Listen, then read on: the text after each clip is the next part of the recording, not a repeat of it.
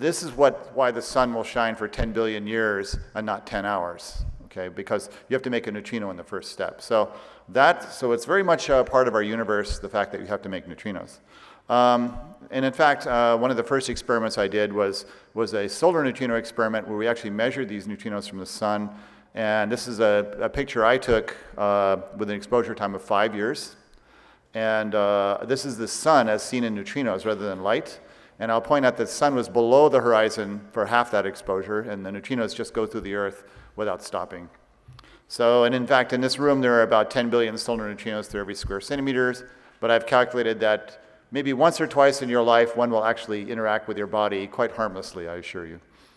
So, so where do they fit? Well, we all know that there's a periodic table of the elements, but there's also a periodic table of the subatomic particles, and I've shown it here, and it's a much smaller table.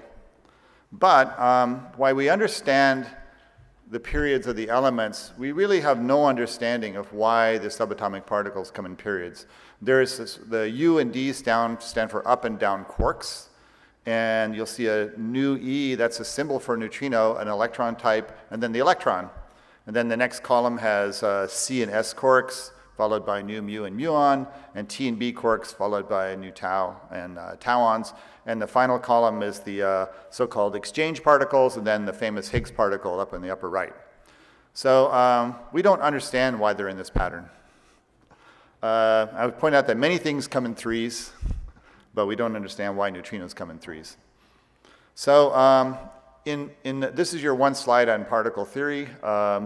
All particles have left and right-handed what's called chiral symmetries, and this won't be so mysterious to chemists, I think, or because it's similar to a chiral molecule in chemistry, which have left-handed or right-handed chiral molecules, or circular polarization in optics. Every single particle has a left and a right version, and except for the neutrino, it has only a left version for reasons that aren't quite clear. So another thing, so also a mystery that's really formed around this particle. That's not the end of the story. We found out that these three types of neutrinos can change spontaneously from one to the other as they travel through space. And so a neutrino could start off with let's say a nu E, and it becomes a nu mu, and then a nu tau, and then back to nu E. And this process goes on and on and on, so that the type of neutrino you measure depends on how far you are from the source. Another very strange property. And you can see this experiment, another experiment that I did in the early of this century was that looking at the neutrinos from Japanese nuclear reactors, you'll see the plot shows the distance from the reactor, basically. And the y-axis shows the number of neutrino events, and they seem to come in and then go away and then come in. They're not going away, they're just changing to another type that we can't see. And so this is not a mathematical theory, this is certainly just a fact. The other thing is, why are they so different than other particles? This is a plot of the weight of the subatomic particles, and you see up is heavier and down is lighter. And on the top, this is a log scale, so on the top are all the unknown particles, all the quarks, all the electrons, everything that we know about. And then way down, orders of magnitude lighter, are the neutrinos. And why are they so different than the other particles? If we thought that they all got mass from the Higgs, and we all know that there was a big discovery of the Higgs particle, and that should give mass to all the particles, but if they really got mass from the Higgs, then it's sort of mystery. So the way particles get mass from the Higgs, and I'm going to tell you right now, here's your next slide in particle theory, is that I said that there are left and right-hand states. When they interact with the Higgs, they change from one to the other. And so a particle like electron marches through space and goes left, right, just like walking. And every time it does a left-right transition, it slows it down a little bit and it gives it mass. So heavier particles like the muon and tauon, well, they interact a lot, and so they have very heavy mass. And if the neutrino had zero mass, that would be consistent with the fact that there's only a left version, because it would just simply cruise through space, and if there was no left version, it could never switch over, and so it would have no mass. Well, because it has a little mass, it means either that the neutrinos interact very infrequently with the Higgs, or maybe they don't interact with the Higgs at all. So maybe they're completely oblivious to the Higgs particle. It's unknown. So, well, there is a theory that actually is very interesting called a Majorana theory, and it's named after Ettore Majorana, who found out that a very famous equation that is the basic equation of particle physics called the Dirac equation. He found out that it's possible to have a solution that obeys the laws of relativity, which is a requirement, but has fundamentally different quantum structure than the other particles. And these particles would be very different in that they would not have an antiparticle, but rather they would be their own antiparticle. And so, and that sort of fits with the data that we have right now. So just like in biology, you might say, okay, plants and animals are both life, but they have a very different paradigm. It may be that neutrinos are a completely different form of matter, and they really have a completely different set of laws than the ones that we're used to. So the one way we can look for this is something called neutrinoless double beta decay. And I'm going to show you a plot, and if you watch the show The Big Bang Theory, you'll see these on the blackboards in the back all the time. And I think Ernesto will actually show you some from that TV show. So on the right, you'll see that there's a, or on your left rather, there's a so-called 2 neutrino DBD, double beta decay. And that means that if I have 2 neutrons, which we represent by quarks, down, up, and down. So 2 neutrons in a nucleus, they can both simultaneously emit a weak particle called a W, and they both simultaneously make 2 electrons and 2 neutrinos. But if the electron's its own antiparticle, it could be emitted as a neutrino and absorbed as an antineutrino. And you see on the right, the neutrino doesn't come out. And so in this case, it's called neutrinoless double beta decay. And you can only do that if the neutrino is its own antiparticle and this sort of theoretical Majorana structure. So, well, you can actually look for this. And I call this the Spider-Man picture. This is SNOW Plus. It's one of the major experiments that we're doing at UC Davis. We're looking for this zero neutrino double beta decay in a very large detector located underground in Canada. And this is in collaboration with universities from Canada, the United Kingdom, and Portugal. So experimental setup is, well, it's 2 kilometers underground in a mine because we have to get rid of all this radiation on the surface here, and there's a lot for looking for this rare decay. It's a giant acrylic sphere holding 780 tons of organic liquid scintillator. And we put in tellurium, which is a nucleus that could decay by zero neutrino double beta decay. It's energetically allowed to do that. And to look for this, we're looking for on the order of perhaps 10 radioactive decays a year. And typical material that we would have may have 10 radioactive decays in this detector if we just use it normal oil every second. So we have a big challenge in trying to get the radioactivity levels down. And fortunately at UC Davis, we've taken on the job of trying to reduce the radioactivity levels in organic liquids. And we have a number of facilities to do this. One is called the Crocker Nuclear Laboratory, and that has a tunable neutron beam. And here you see a plot that shows the time, and we're detecting the particles coming out of the beam, and you'll see there's a big peak, which is a gamma rays, and all the rest are neutrons coming out. And we can actually use that to look for very, very trace amounts of radioactive compounds. And then we also have a 2 megawatt nuclear reactor just off campus that we use to do what's called neutron activation analysis.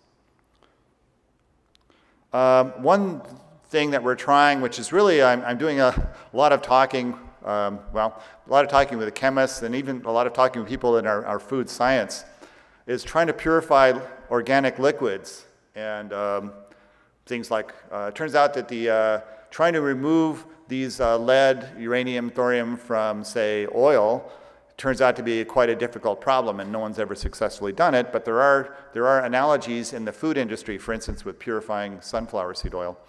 And the idea is you take nanofilters made out of crushed nanotubes, and you try to make them such as a size that the organic molecules don't go through, but the heavy metals do. And so this is something we're trying right now.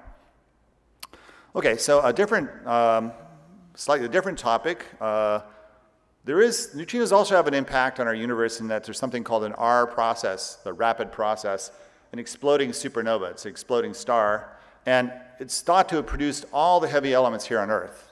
And you see this plot of the periodic table and the probable origin of all these elements. And you'll see that the orange are the supernova, and essentially all the heavy elements come from exploding stars. Our sun is not nearly hot enough to make these elements.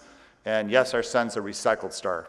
That came from some other star before. So these neutrinos are responsible for the fact that we know they're responsible for heavy elements, Are they responsible for the fact that there's more matter than antimatter in the universe? That's another question. So another thing that we've worked on, in fact, this is an idea that really had some of its first origins at Davis as part of my work. I served as the first scientific co-leader for the idea of a long baseline neutrino facility. And this is basically where you make an intense neutrino beam at Fermilab in Chicago, and you put it through the Earth. Remember, neutrinos just go through the Earth. So this travels through the Earth all the way to an underground laboratory 1,300 kilometers away in South Dakota. So when you back off that far, you can use this oscillation technique to make measurements to see how the neutrinos change from matter to antimatter. And by making those measurements, we can actually determine for sure whether or not they were responsible for, or could be responsible for, the matter-antimatter asymmetry of the universe. So one thing that we have to do, though, is this is a nice plot. This is actually not from UC Davis. This is from the Icarus collaboration in Italy, who are some of our collaborators. The experiment is called the Deep Underground Neutrino Experiment, or DUNE, and it requires developing, and we think of really cool names as particle physicists. This is a liquid argon time projection chamber. And what it does is you actually have charged particles going through, and they ionize the argon atoms. And because they're a noble element, you can actually apply an electric field and drift those ions without recombination. And you can form a picture of the particle interaction by looking at the time that the electrons arrive in a collection surface. And so these are actual data events from neutrino interactions that were taken in Italy at a neutrino beam at CERN. So this is great. This is from a 300-ton detector.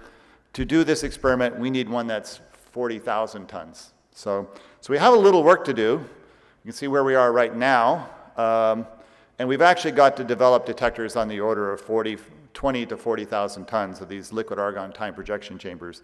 And so there's a lot of work going on, not only in the United States and Davis, but also all over the world to develop this technology.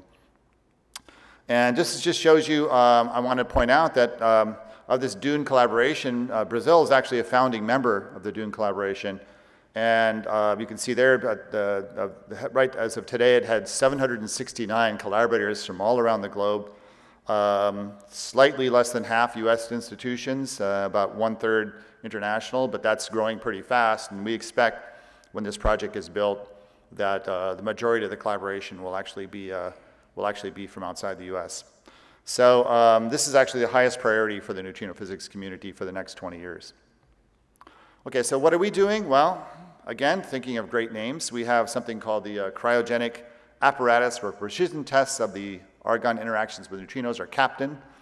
And what we're doing is actually building a very small version of this to measure neutrino interactions in a small version so we can actually learn how to actually interpret them. And we have plans for measurements at both at Los Alamos and actually probably using the facility at UC Davis also. This is a collaboration not just of UC Davis, but also Los Alamos and several other University of California and non-UC universities. And this has really been recognized as critical to DUNE, so we're actually going to start running probably next year at Fermilab. Just some pictures. This is what these devices look like. They're basically big pots, and they're full of liquid argon, and you see hanging down into them will be a field cage with electric fields for doing the drift work. And so these things are actually ready to be deployed probably at the end of, near the middle to the end of next year. Okay, now finally, or next to finally, I'm going to cover something which is also sort of interesting called Watchman. And the idea is, could actually neutrino physics, now that we're starting to understand this technology, make a contribution to international peace? Now, the reason I say this is because for every fission in a nuclear reactor, there are 6 neutrinos emitted. And I can go through why that is, but that's the important fact. These nuclear reactors can be used to make plutonium for nuclear weapons. And you can actually use neutrinos to determine if the reactor is making plutonium for weapons. There's a couple of ways to do that. I'm not going to go through that, but it can be done, and there's been demonstration projects. So this has been noted by the IAEA, and they actually produced a report, which is quite thick, and you can actually get it on their website. But the final recommendation was that they recommended that the IAEA consider anti-neutrino detection and monitoring in its current R&D program for safeguarding bulk process reactors. And if you read the report, it calls on member nations of the IAEA to help to develop this technology. So we're doing, in the US, a very big demonstration project. There's a place called the Fairport Mine, and there's an existing lab there underground, and just by coincidence, it's actually next to one of the newest reactors in the United States called the Perry reactor, about 13 kilometers away. So we're proposing to sit there and monitor the up and down power excursions of this reactor from 13 kilometers away. So what this is a picture of this detector. It's essentially a gigantic tank of water, which you surround with photosensors, and it's pretty simple. And this demonstration project is actually co-led by UC Davis. I'm the scientific spokesperson, and the project spokesperson is from Lawrence Livermore National Lab, just down the road, and then we collaborate with Berkeley and several other institutions. And we're actually developing some new photosensors along with added and electron tubes limited just for this project. And here's some nice pictures. So we actually went into this lab last year. It's been closed for 20 years. This is about 700 meters underground, and it actually looks pretty pristine and ready for us to go in there. There's other things that we need to do for this. This is showing EGADS, which is a prototype detector being built in Japan, who also have their own program of reactor monitoring for nuclear nonproliferation. And they actually are looking into gadolinium doping of the water. At Brookhaven, they're developing a liquid scintillator that's based on water, which just has a little bit of scintillator in it. And at Argon National Lab, they're actually developing very large microchannel plates. So we're used to image intensifiers, which are this big, but they're trying to make them this big, very cheaply. So those are all going to the Watchman R&D. And finally, I'm going to leave neutrinos a little bit because I promised a little bit of dark matter. I'm going to talk about our dark matter program. This actually shows a picture of happy UC Davis students standing in front of one of the world's best, I guess right now it is the world's best dark matter detector. And if you look carefully, they're spelling out the words LUX, which stands for the Lux experiment. So fact is that 4% of the universe are stars, gas clouds, and neutrinos, but 23% is composed of dark matter. And we know that for sure from cosmological measurements. And this dark matter interacts only weakly with normal matter, and it makes you wonder who's actually normal. I mean, it may be that they're the normal matter and we're the rare stuff. We know it's there by the huge gravitational influence on the motion of galaxies. I mean, there's no question it's there. And so it's been coined, the nickname is coined as weakly interacting massive particles, or WIMPs. And so you might talk about detecting WIMPs. And so the largest program at UC Davis right now is so-called LUX, and Mani Tripathi is actually the leader of that program. And this is a currently running experiment in South Dakota. This is running about 1,200 meters below ground, again, to get rid of radiation. And here you see their latest results. They haven't found any WIMPs yet. But on the bottom, on the top half, you'll see the M WIMP, which is the mass of a WIMP. And those numbers on the left side indicate the strength of its interaction. And all they can say right now is, well, it's less than about 5 GeV is the mass measurement, and actually pretty weak. They haven't actually found any yet. So that's all I have. Questions before Ernesto comes up?